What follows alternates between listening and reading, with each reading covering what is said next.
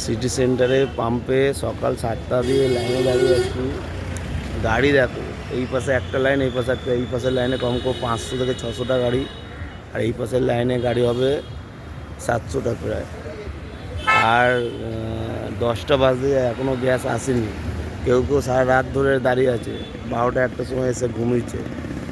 তো আমাদের বলার বক্তব্য এটাই যে সব পাম্পে যাতে গ্যাস দেয়, এইগুলো একটু যাই সব আমাদের এরা আছে একটু দেখে আমাদেরকে একটু ব্যবস্থা করে দাও, কেন সবাই তো অটো চালিয়ে করে খায়, নাহলে আমাদের খুব অসুবিধায় পড়ে আছি।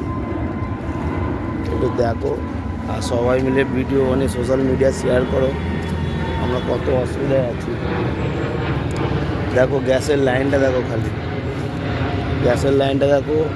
আর এইসব ভিডিও সবাই মিলে সোশ্যাল মিডিয়া শেয়ার করো, যাতে কোনো মিডিয়া যাতে দেখাতে পারে। ঠিক আছে, একটু আমাদের পাশে এসে দাঁড়াও। আমরা গ্যাস দাম বেড়েছে তাও আমরা ভরতে রাজি, কিন্তু আমরা গ্যাস এতক্ষণ যদি 8 ঘন্টা 10 ঘন্টা করে যদি গ্যাস ভরি, আমরা ভাড়া কখন খাটবো? এক একটা গাড়ি EMI আছে, আমাদের সবার সংসার আছে, আমরা কোথায় পাবো? সব কিছুর অসুবিধা হচ্ছে এই গ্যাস ভরা নিয়ে। একটু কোনো নেতা দেখলে আমাদের একটু পাশে এসে দাঁড়াও, আমাদের সাথে সহযোগিতা করো। সব পাম্পে গ্যাস রাখতে হবে, কারণ এখন অনেক পাম্পে গ্যাস নেই, খান্না রাখছে না, তারপরে মানিকতলা পাম্পে গ্যাস অতটা ঠিকঠাক আসছে না, ফুলবাগানে রাখছে না।